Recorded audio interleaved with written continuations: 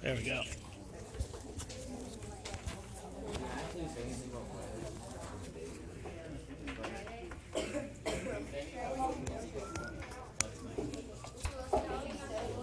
Huh? Yeah.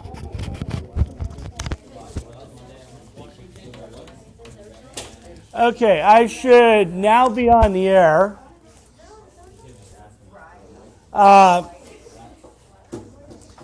And what is going to be happening during the school year, I'm going to be doing some experimenting this year with this swivel camera here.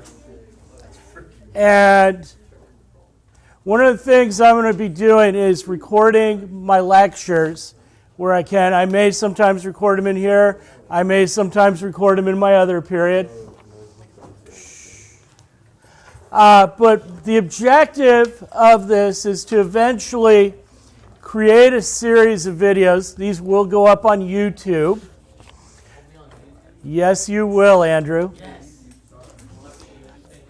We'll all make YouTube famous. But anyways, but this does not exempt you from your responsibility to take notes during class. So just beware of that. But my goal is, in a couple of years, what I want to do is have enough lectures up there to where I can do things where I can say, okay, go home and watch this particular video and come back to class, we'll discuss it. And that's what I'm kind of aiming for in a couple of years, to kind of free up some of my class time. And so that's kind of the ultimate goal of that. And so I'm going to be gradually recording these over the period of the year. Now, my topic for today is dealing with what I would call government philosophers. So that would be my topic for today, government philosophers. Yeah. That's your topic, government philosophers. And I'm going to go through and talk about a group of people who've contributed to ideas, especially those that have influenced our society and the development of our Constitution and the development of the Declaration of Independence in some ways. Huh? Topic is government philosophers. Now, my first one is going to be a guy named Hammurabi. And how many of you guys remember that name from junior high? The name Hammurabi. And what do you guys remember about Hammurabi?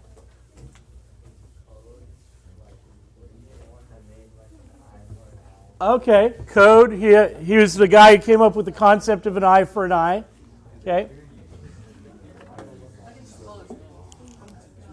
In terms of his spelling,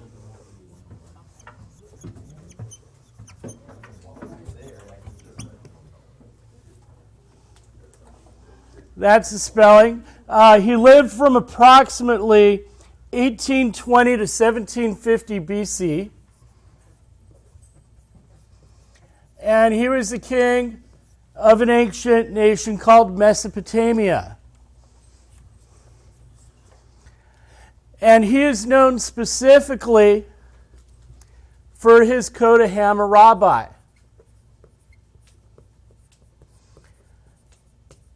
And what he did was this was basically the first set of written laws. Yes? Mesopotamia. It is spelled MESOPOT.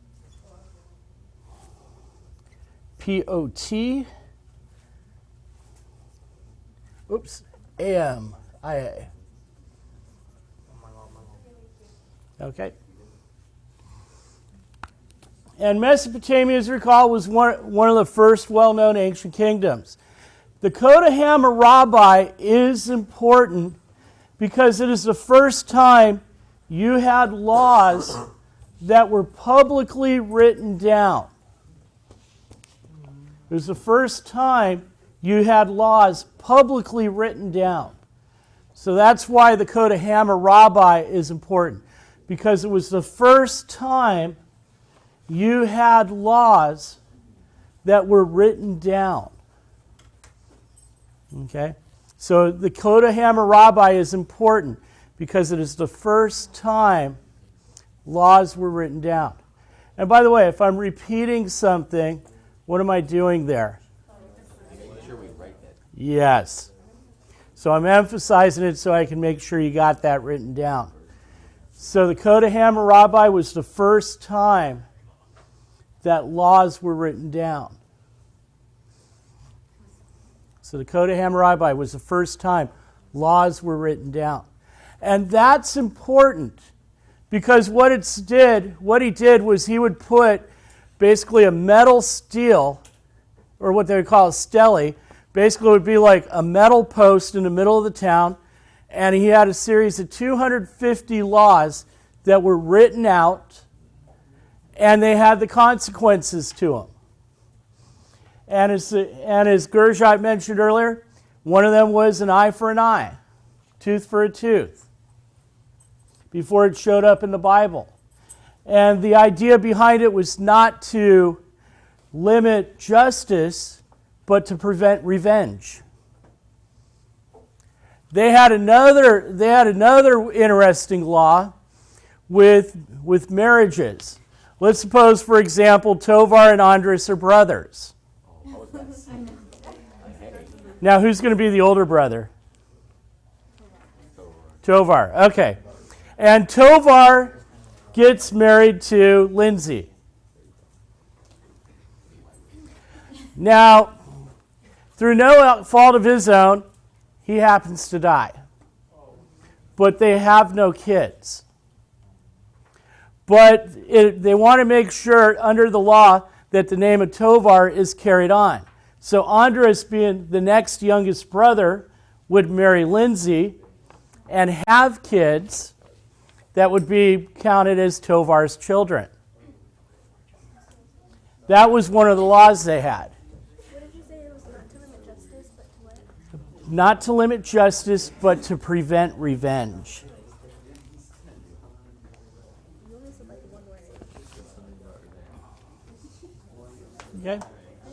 So that's Hammurabi. And his law was important because it was basically the legal code of the Middle East until the time of Alexander the Great. So that it's also important not only because it was the first set of written codes written down, but it was basically the legal code of most Middle Eastern nations until Alexander the Great conquered the region. And so for about 1,400 years, this was the legal code of the Middle East and most Middle Eastern nations. After Alexander the Great came in, he imposed Greek law. But the Code of Hammurabi had the major influence on how people lived in the Middle East during his time and up through the time of Alexander the Great. So he was important from that end.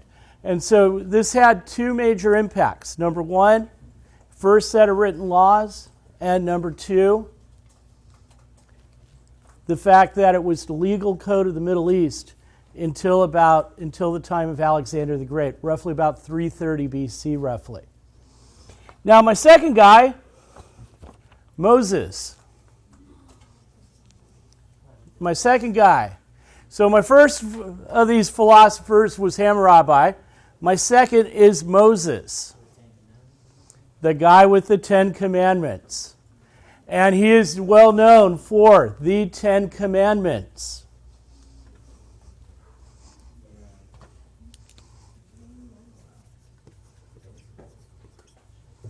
And he lived roughly about 1576 BC through 1456 BC.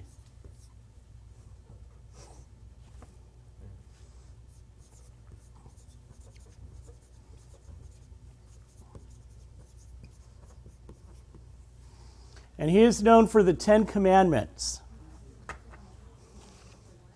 And of course, he also was the person who basically led the Israelis or the Jews out of Egypt and from their slavery in Egypt, and eventually allowed for the creation of Israel after he died.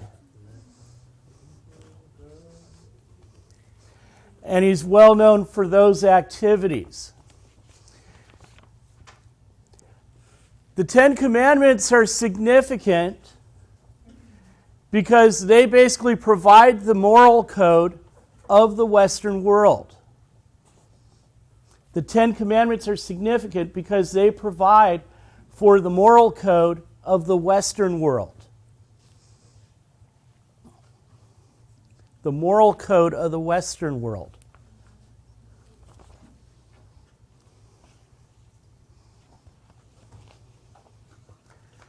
And when you think about basic principles like don't lie, don't steal, honor your parents, honor your religion, serve your God, those basic principles come out of there. Don't covet your neighbor's things. Don't commit adultery. Basically, don't cheat on the person you're with. I know. It is? Huh? Is it? That's one of the 10 Commandments there. Don't commit adultery. Okay? So the idea is that if people lived by those 10 basic rules, you'd be in good shape as a person. That's kind of the idea behind it. My third person is Confucius.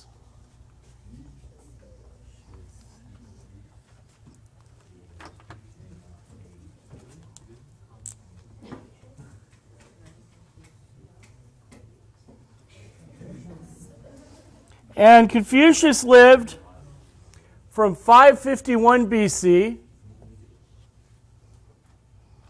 through 479 BC. Where there's no O in Confucius. Huh? There's no O in Confucius. No.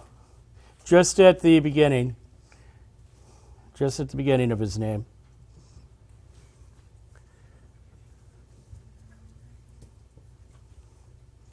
His famous work is called the Analects.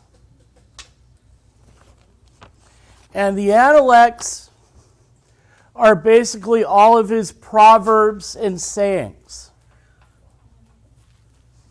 These are his proverbs and sayings, and how to live a moral life.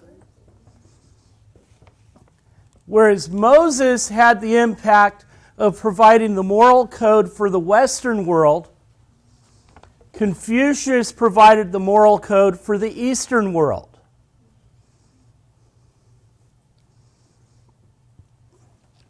So Confucius is important because his works are the moral code for the Eastern world.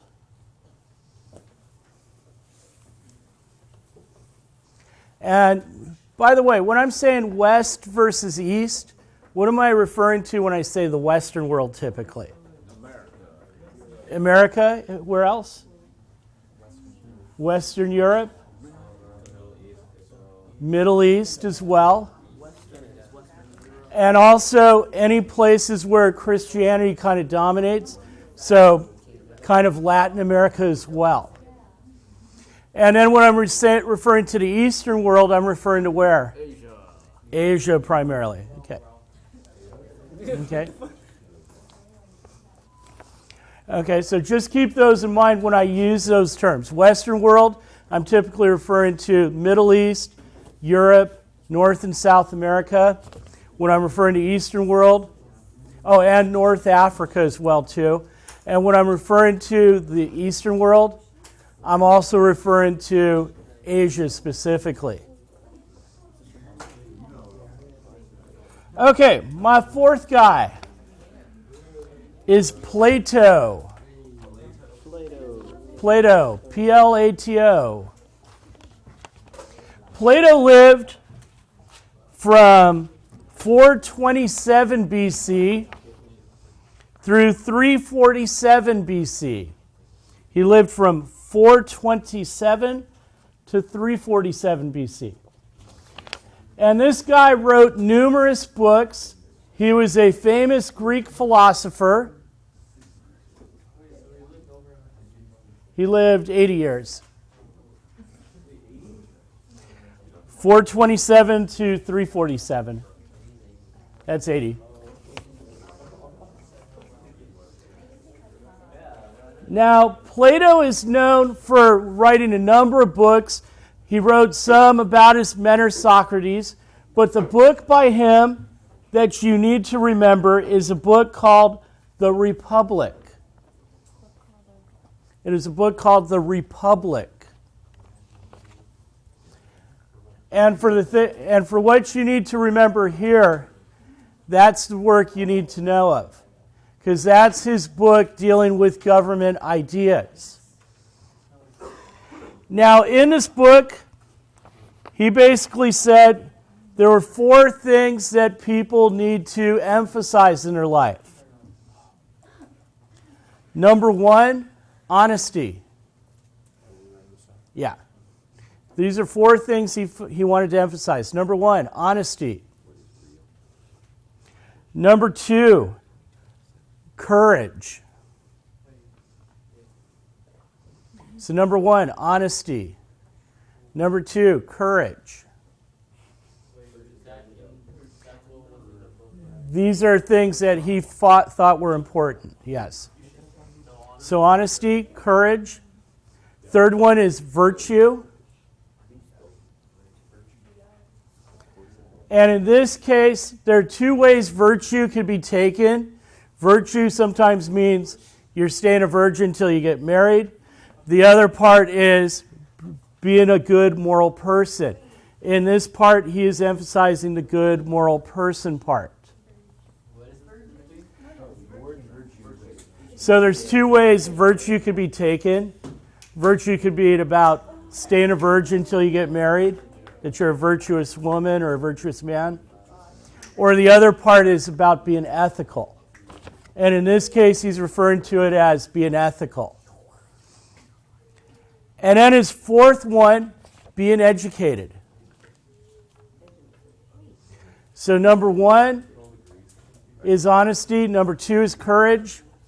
Number 3 is virtue. And number 4, being educated. And he thought those were the 4 most important things a person could have in their life. Now, my 5th guy, 11. My 5th guy is Plato's student, Aristotle.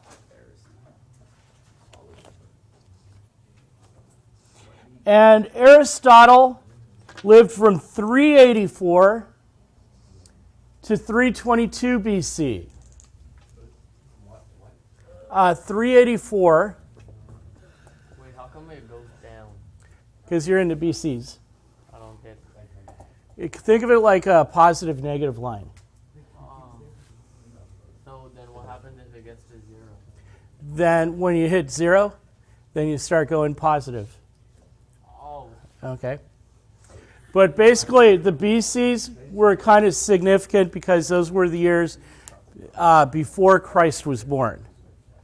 AD was years after he was born. Or Anno Domini, the year of our Lord. Now, the work that Aristotle is known for is a book called Politics.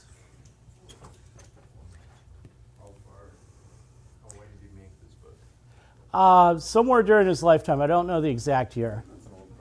Yeah, but Aristotle was a very famous philosopher. He was also a major scientist, mathematician, artist as well, throughout his whole life. And actually, with art, he thought art was important because art was important for actually deterring crime in a society. because he felt if a person could release their energy through art, it would actually make that person less violent and less wanting to commit a crime. So he saw it as a release. Some of his works still stand today.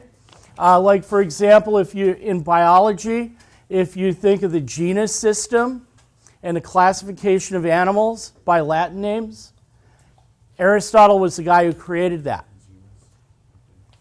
And so there's still some of his stuff influencing science even today. A lot of people, even when Columbus went before the King of Spain and said, "Let me sail around the world," he had an idea that the Earth was only 9,000 miles around. He had it calculated incorrectly.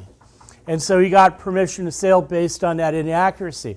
When he went to Portugal denied him because they knew that the Earth was actually 23,000 and not 9,000. They knew his calculations were off. It's 22,000. Yeah, about 23,000 miles approximately. Circumference. They knew it was that big, then why didn't He calculated it wrong. so they believed him? Yeah. And actually, his teacher, Plato, had it right. They knew from the time of the Greeks that the earth was round. And so that's one of those great myths that they thought the earth was flat in 1400. No, they knew it was a sphere even then. And even at the time of Aristotle and Plato, they knew it was round at the time. But he changed it, yeah. Because there were two sets of numbers people used. One was the 23,000, one was the 9,000. Aristotle promoted the 9,000. And because Aristotle became so accepted in the church, in the Christian church later on, that they went with all his numbers and ignored everything else. But from his book Politics, what he taught was that the basic form of government was the city-state. That the city is the most basic form of government.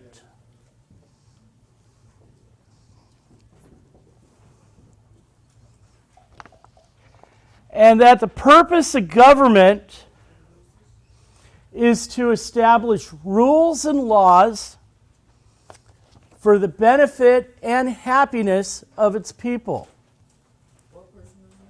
This was Aristotle. So Aristotle said two things. Number one, the city is the most basic form of government. And number two, that the role of government is to pass laws for the benefit and happiness of its people. To pass laws for the benefit and happiness of its people. To pass laws for the happiness and benefit of its people.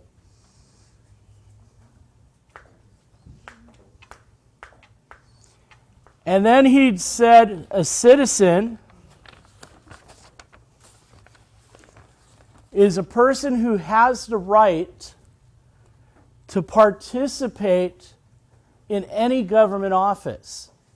That a citizen is a person who can participate in any government office. So he defined a citizen as any person who can participate in any office of government.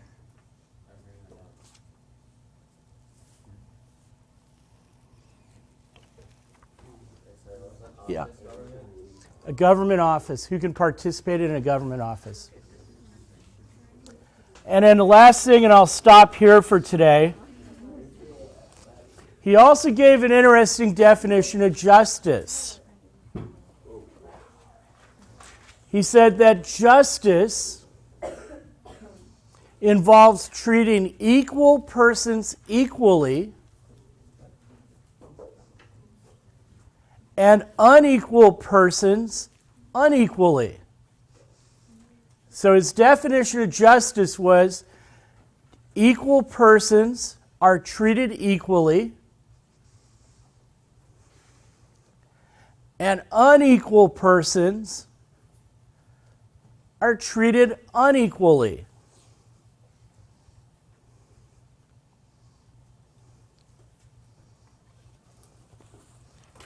And think about the impact of that if you think in light of the fact that today is the anniversary of Martin Luther King's I Have a Dream speech.